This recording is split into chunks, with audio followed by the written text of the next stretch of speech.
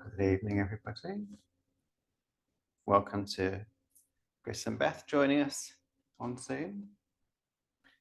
We'll begin with a glimpse this evening by Alison, so I'll pass the microphone over.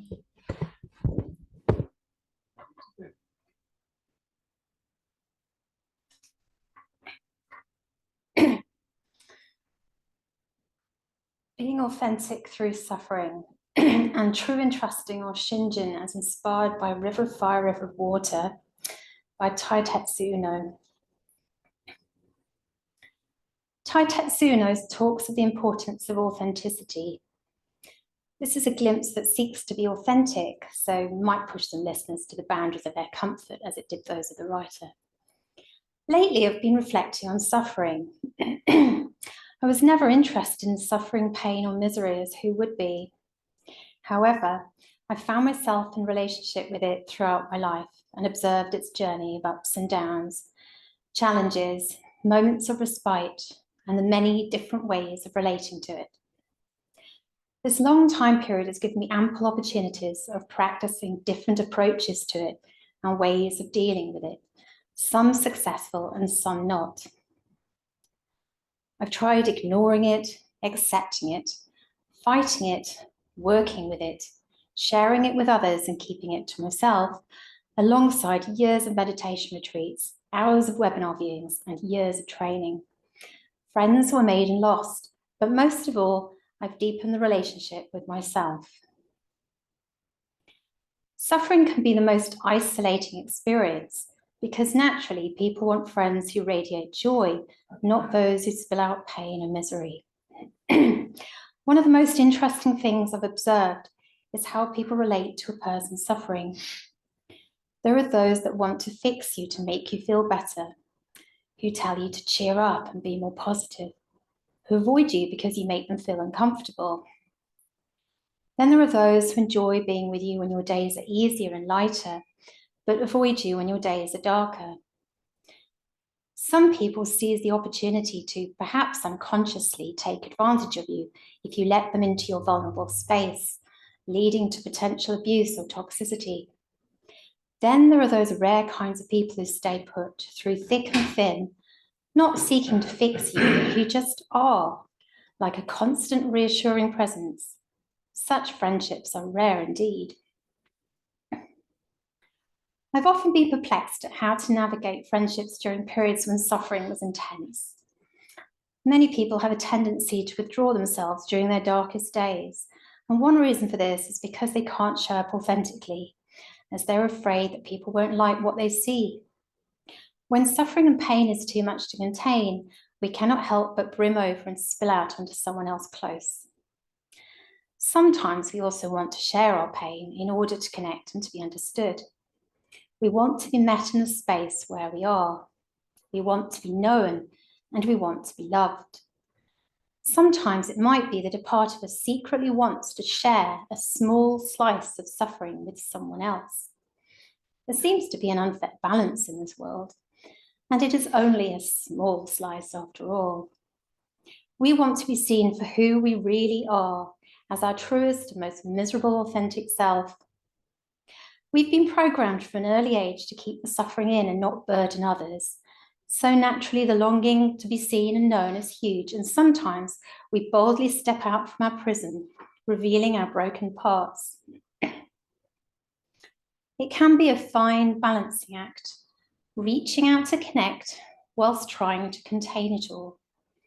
I often still wonder if being filled with so much suffering, how it's possible to be loved at all. I'm reminded of a family friend. The friendship wasn't possible, as our mothers were best friends in childhood, so we felt too much like family. I decided we could be the sister neither of us had had, but the expectation of becoming one of her immediate family only led to disappointments. And she already had a huge family of her own. A few years later, we finally found a happy balance and call ourselves cousins, where she has now embraced me as part of her extended family. And through increased respect and understanding, we are now mutually supportive as cousins. Despite initial expectations and disappointments, We've now brought spaciousness into our relationship, allowing room for something new to grow. I guess the answer I'm coming up with after many hours of sitting with the Buddha is that what's important when we are filled with suffering is to allow in the light of compassion, to allow spaciousness to enter in. Despite the pain and suffering, we need to allow enough space if we are to accommodate others and all that they bring. It is extremely hard to open ourselves up to people when we have been taught to contain our own suffering. But we must do this if we are to be able to connect with others successfully. We need to own our suffering and not be afraid to voice it and to share it even. It is others' responsibility to deal with our own reacting parts, and we are not here to protect them. This goes for living our own truth, whatever that might be. There is only the way of authenticity and acceptance of what is. Suffering just is. That's all. In authenticity, we need to be a voice for our pain, or a voice for what we are, and this should encourage others to do the same and to help others to understand us. How can there be good relations and peace in this world if we continually hide people from our truth? So, if we are fortunate enough to have found this rare being, this constant presence in human or animal form, then great. If not, Mother Nature is always present for us, and throughout many generations of human turmoil, the trees are still standing tall. We can also allow Mida's light to shine in and illuminate the cracks of our broken self, softening the painful parts of us, like ice melting in water. Amida sees all of our broken parts and loves every one of them. In Parts work by Tom Holmes, this would be allowing more self into our space, finding spaciousness amongst the large, painful parts. Amida has infinite capacity to be present, even in times when we are spilling over. After some time, we can even feel lighter and comforted. Human beings are only limited karmic beings after all. When we spill over, they often lack the capacity to contain the overflow. As long as we hold the expectation that other limited karmic beings can be as safe containers for us, we will forever be disappointed and only recycle suffering. Amida's capacity, on the other hand, is limitless. The only true and trusting is in Amida. Nama Amida Butsu. Nama Amida Bu.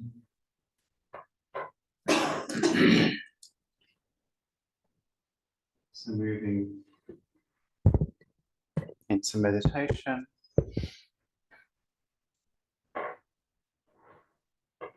And an invitation here on the longest day, as we're aware of the light of the sun, perhaps to dwell on the light of the Buddha. As you breathe in, becoming aware of the light of the Buddha touching you. And as you breathe out, allowing the light to sink all the way into your being.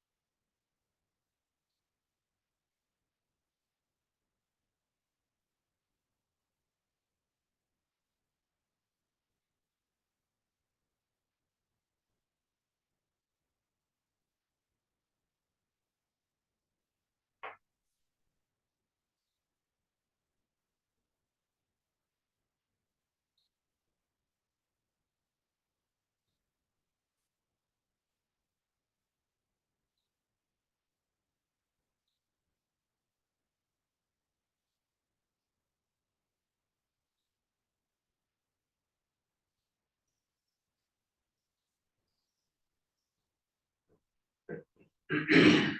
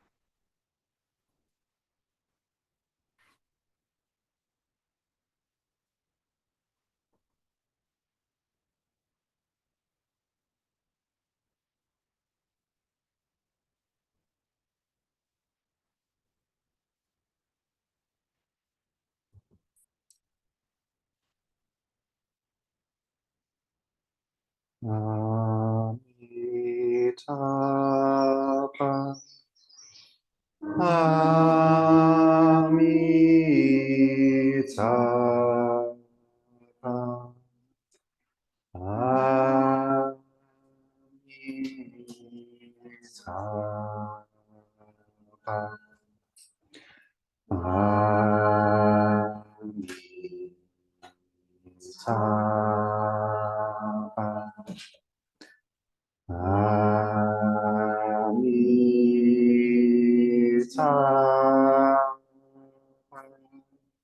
Amitabha.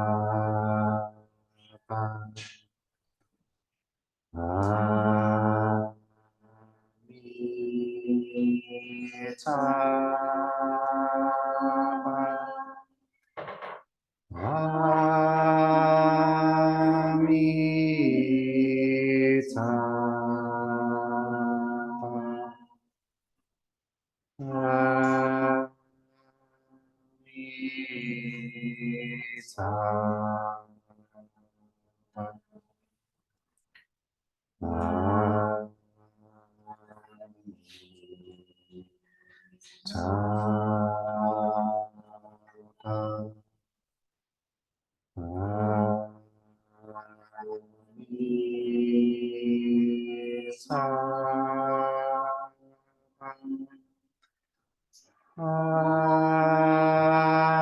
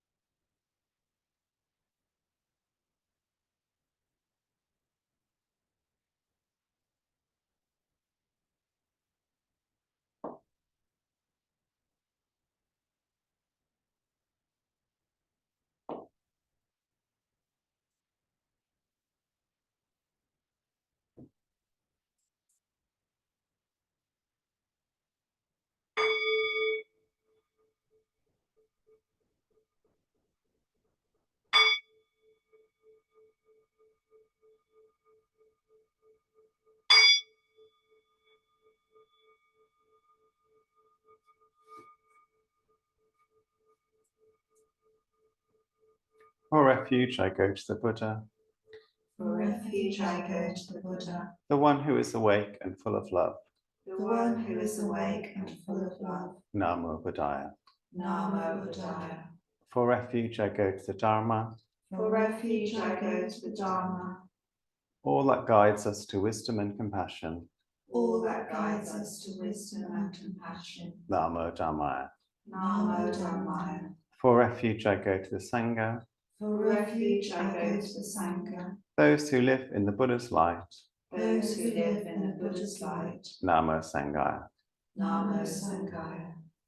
With faith in the three jewels, With faith in the three jewels, and in light of my human tendencies, and in light of my human tendencies, I pray that I may become aware I pray that I may become aware of when I take life. of when I take life. I pray that I may become aware I pray that I may become aware of when I take not what is not freely given. of when I take what is not freely given. I pray that I may become aware I pray that I may become aware of when I fall into sexual misconduct. of when I fall into sexual misconduct. I pray that I may become aware I pray that I may become aware when I fall into wrong speech. of when I fall into wrong speech. I pray that I may become aware I pray that I may become aware of when I become intoxicated. of when I become intoxicated. No blame, No blame, be kind, be kind, love everything. love everything.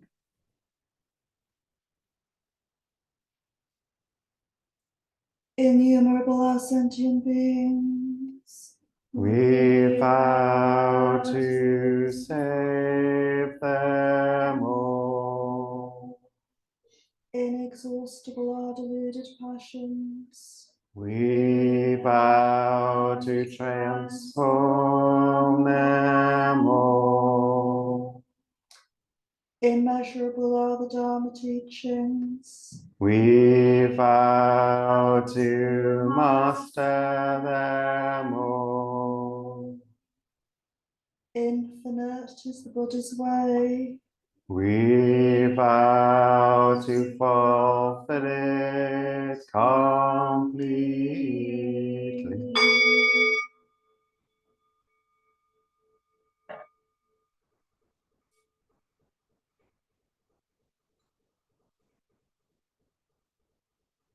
Inexhaustible are deluded passions. We vow to transform them all. Buddhism is a path of transformation. In Pure Land Buddhism, sometimes we don't speak so much about that, emphasizing the love and acceptance of Amida Buddha, but Amida created the Pure Land so that we could thrive and become transformed versions of ourselves in order to help all other beings. Contains both of these elements, loving kindness that accepts all beings as they are, and the wish for us to become the best version of ourselves. You can see that in the Buddha's own lifetime as well, Buddha Shakyamuni's own lifetime, teaching many, many different sorts of people, welcoming whoever appeared into the community, but also instructing them and teaching them to become the best version of themselves. And the teaching that is most commonly repeated in the texts that describe the Buddha's life is the Four Noble Truths. The truth of dukkha, suffering, usually translated as suffering. The Buddha lists birth, sickness, old age, death, not having what you want, being separated from people you love, being smooshed together with people that you don't love. I guess the Buddha had some personal experience of that. He included it on the list.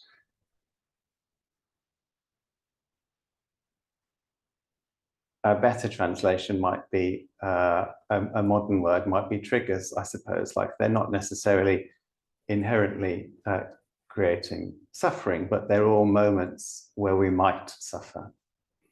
And the second truth,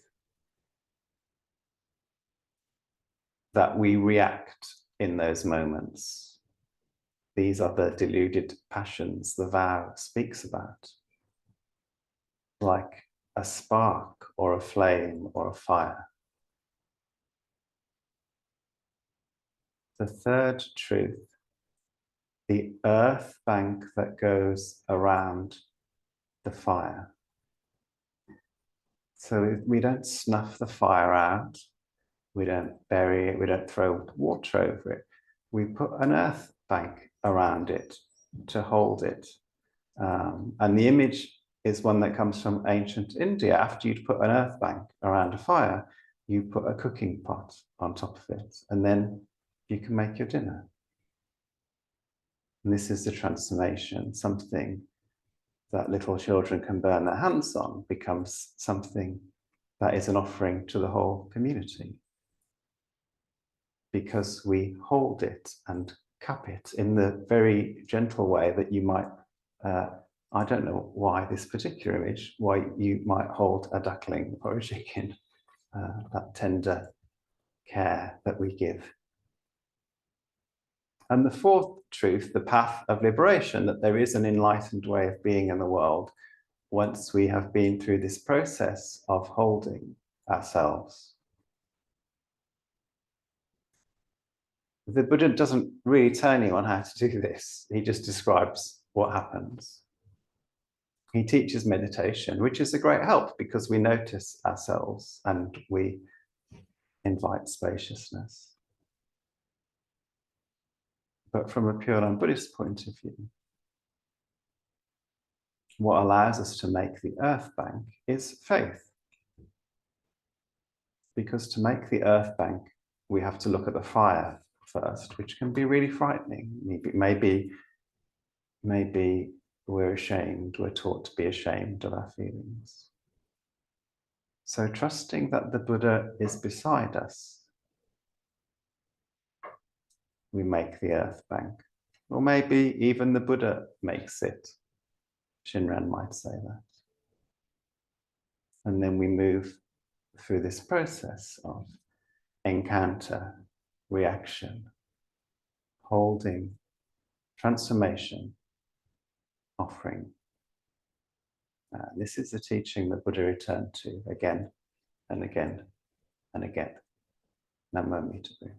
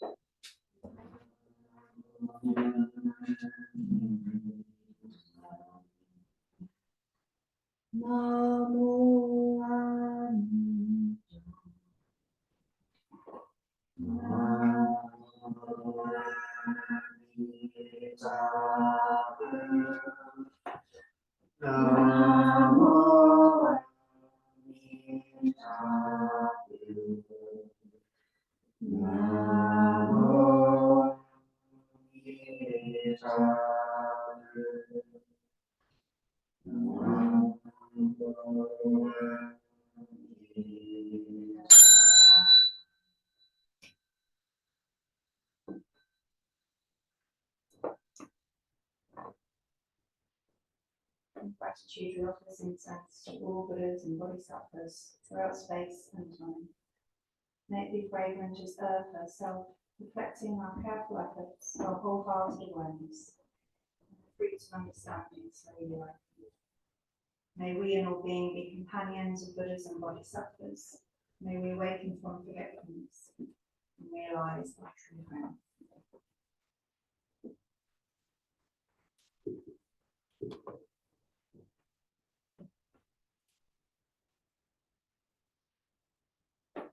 So we return to standing in our places, ready to bow to each other.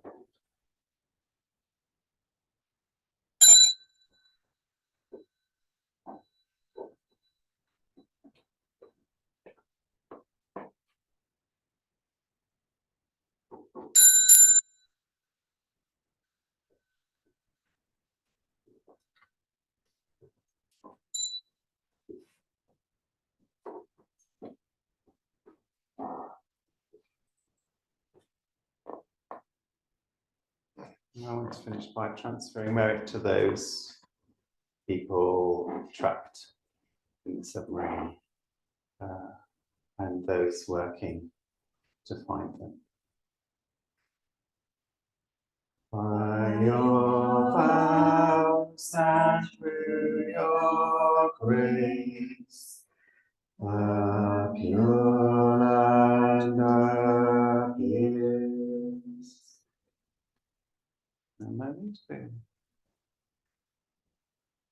Oh, blessed by Amitabha's light, may we care for all living things and the holy earth. Namo Amitabu.